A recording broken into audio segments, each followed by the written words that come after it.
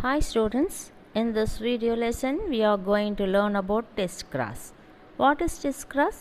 Test cross is crossing an individual of unknown genotype with a homozygous recessive.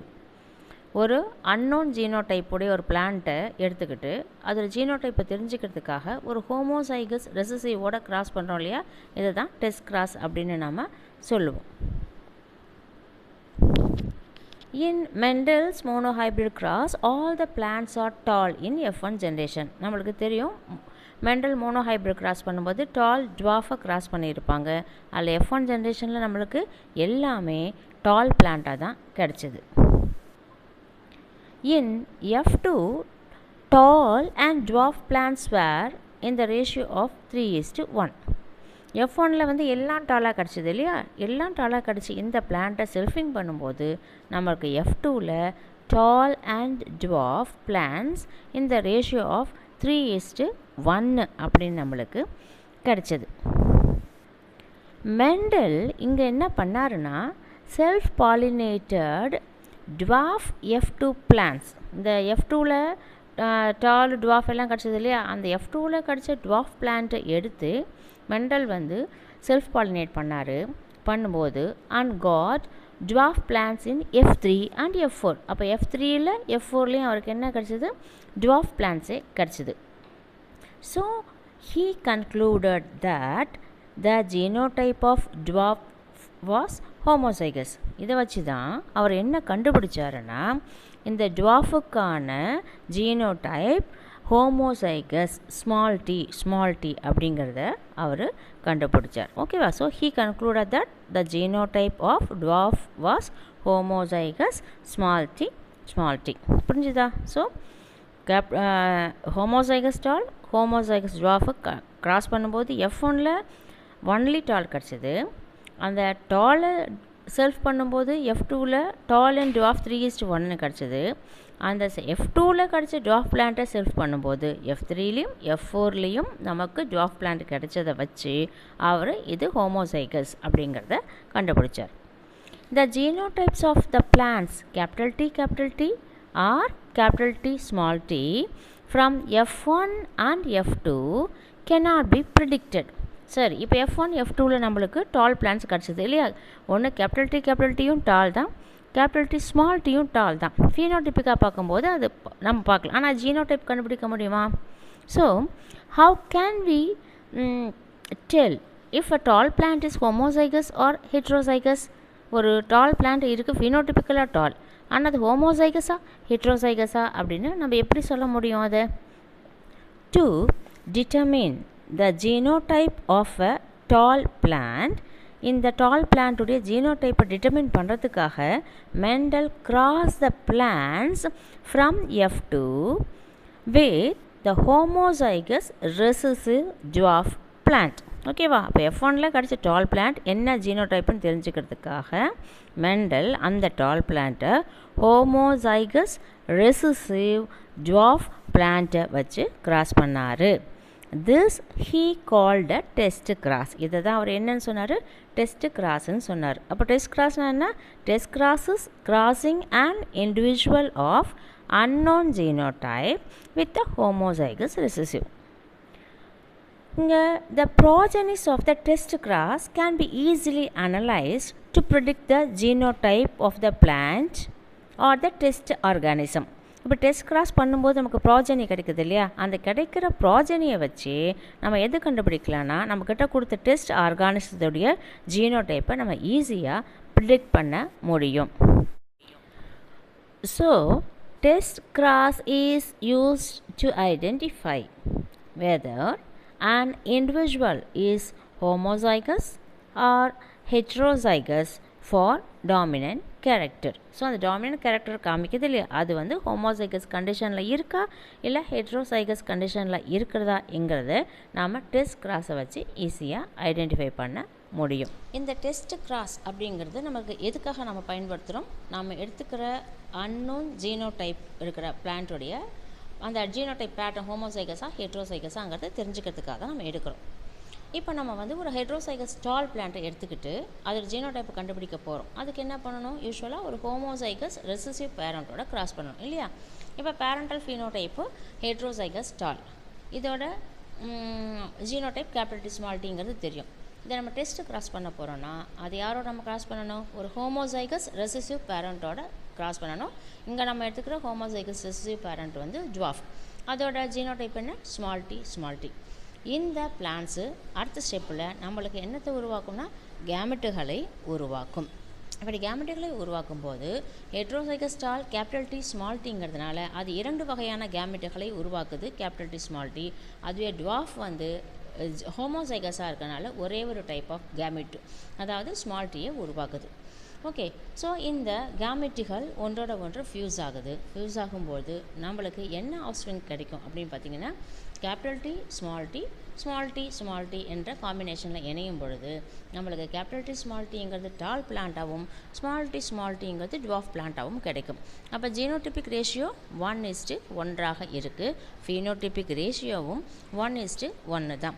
அப்படி test cross பண்ணும்பொழுது 1:1ங்கிற ரேஷியோவில் ஜீனோடைப்பும் ஃபீனோடைப்பும் கிடைச்சிதுன்னா நம்ம எடுத்துக்கிட்ட பிளான்ட்டுடைய ஜீனோடைப் எப்படி இருக்குன்னா ஹெட்ரோசைகஸ் டாலாக இருக்குங்கிறத நம்ம கன்ஃபார்ம் பண்ணிக்கலாம்.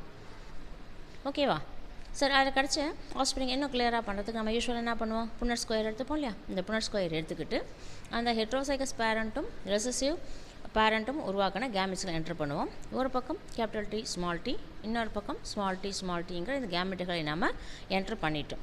இப்போது இவை இரண்டும் இணையுது. எப்படி இணையும்? Capital D small T capital D small டிங்கிற இந்த மாதிரி நம்மளுக்கு ஃபியூஸ் ஆகிடுது. இப்போது இது வந்து ஜீனோடைப். இது என்ன டைப் ஆஃப் ஃபீனோடைப்பை நம்மளுக்கு கொடுக்கும்? கேபிட்டல் டி ஸ்மால் டினா டால், ஸ்மால் டினா டுவார்ஃப்.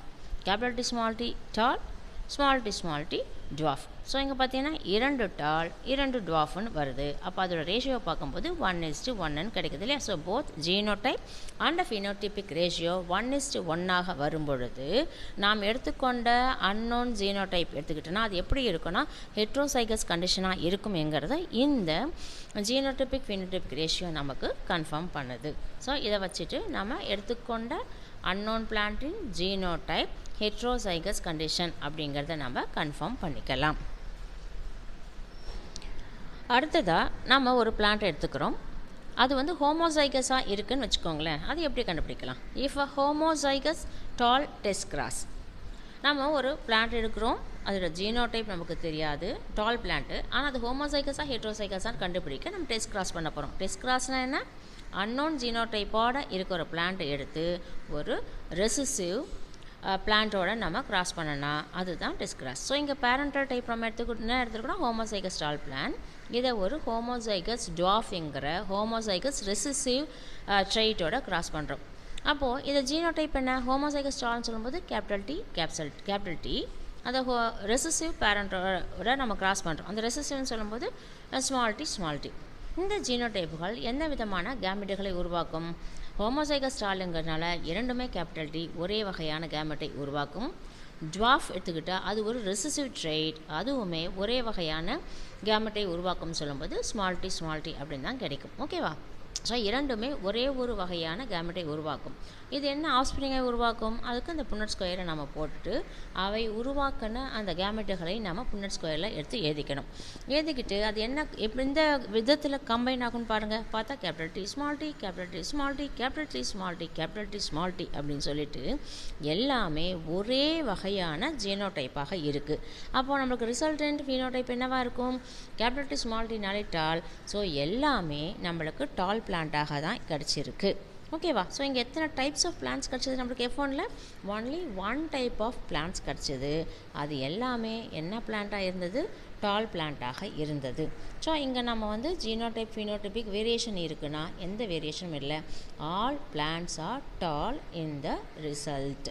அட் த எண்டில் நம்மளுக்கு என்ன கிடச்சிது? ஒரே ஒரு டைப் ஆஃப் பிளான்ட்ஸ் மட்டும்தான் கிடச்சிது. இப்படி கிடைக்கும்போது இது எதை நம்மளுக்கு கன்ஃபார்ம் பண்ணுது அப்படின்னு பார்த்துக்கிட்டா நம்ம டெஸ்ட்டுக்கு எடுத்துக்கிட்ட அந்த அன்னோன் ஜீனோடைப் என்ன கண்டிஷனில் இருக்குன்னா ஹோமோசைகஸ் கண்டிஷனில் இருக்குங்கிறத இதை கன்ஃபார்ம் பண்ணுது. எப்படி அந்த ஹோமோசைகஸாக இருந்தால் நம்ம டெஸ்ட் கிராஸ் பண்ணும்போது அது ஒரே ஒரு வகையான தாவரத்தை மட்டுமே உற்பத்தி செய்யும். ஏன்னா அது ஹோமோசைகஸ் கேபிட்டல் டீயாக இருக்குல்ல, அது ஒன்று இருந்தாலே எக்ஸ்பிரஸ் ஆகும்போது டாஃப்னஸை ஃபுல்லாக சப்ரஸ் பண்ணும்போது only single type of trait நம்மளுக்கு எக்ஸ்பிரஸ் ஆகும்.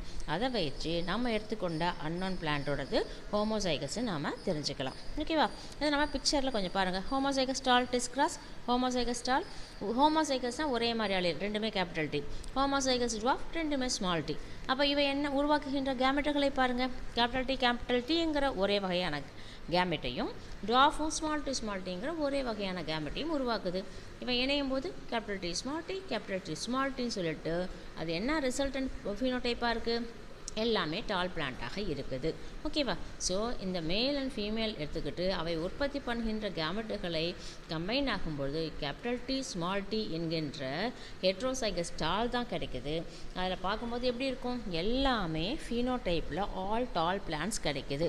அப்போ only one type of plant at the end of the test cross கிடச்சிதுன்னா அது நம்மளுக்கு எதை கன்ஃபார்ம் பண்ணுது, நம்ம எடுத்துக்கொண்ட அன்னோன் ஜீனோடைப் ஒரு ஹோமோசைகஸ் கண்டிஷனில் இருக்குங்கிறத நம்மளுக்கு அது தெளிவுபடுத்துது. அடுத்ததாக நாம் ஒரு ஹெட்ரோசைகஸ் டால் பிளான்ட்டை டெஸ்ட் கிராஸ் பண்ணி பார்ப்போம். ஹெட்ரோசைகஸ் அப்படின்னு சொல்லும்போது அது genotype capital D small t, homozygous சொல்லும்போது அதனுடைய genotype small t. Heterozygous tall capital D small D என்கின்ற இரண்டு வகையான கேமெட்டுகளையும் டுவார்ஃப் வந்து ஹோமோசைகஸ்ங்கிறனால ஸ்மால் டிங்கிற ஒரே வகையான கேமெட்டுகளும் உருவாக்கும். இவை ஒன்றோடு ஒன்று இணைந்து எப்படிப்பட்ட ஆஸ்பிரிங்கை உருவாக்குது, கேபிட்டல் டி ஸ்மால் டின்னு கிடைக்குது. அதோட ஜீனோடைபிக் ரேஷியோ என்ன வரும், 1:1ன்னு வருது. ஃபீனோடைப் பார்த்திங்கன்னா கேபிட்டல் டி ஸ்மால் டிங்கிறது டால் பிளான்ட்டாக இருக்கும், ஸ்மால் டிங்கிறது டுவார்ஃப் பிளான்ட்டாக இருக்கும். அப்போ ஃபீனோடைப் டால் டுவார்ஃப்ங்கிறது என்ன ரேஷியோவில் கிடைக்குது, 1:1ங்கிற ரேஷியோவில் கிடைக்குது.